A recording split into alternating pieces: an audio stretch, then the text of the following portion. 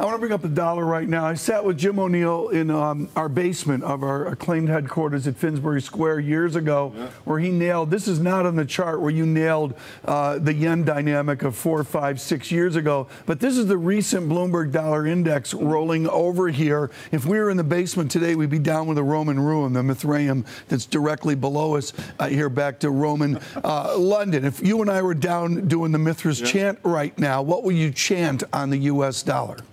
Well, given the size and the breadth of the decline over the holiday period, I mean, I would have guessed the dollar's due for some kind of bounce, not least because it seems cyclically the U.S. economy is doing better.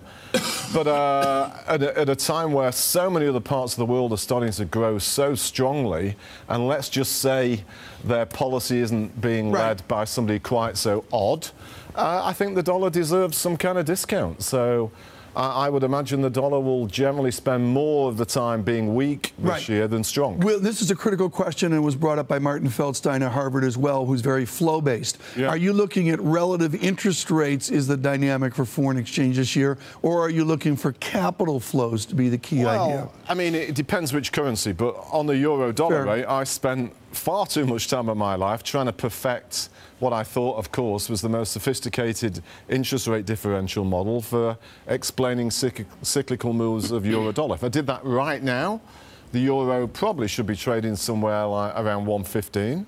So the dollar is already trading at a discount based on interest rate differentials. And I guess that's because of all the things that, like your friend from Airbus and many others worry about, where Trump is taking the United States, particularly in a global context.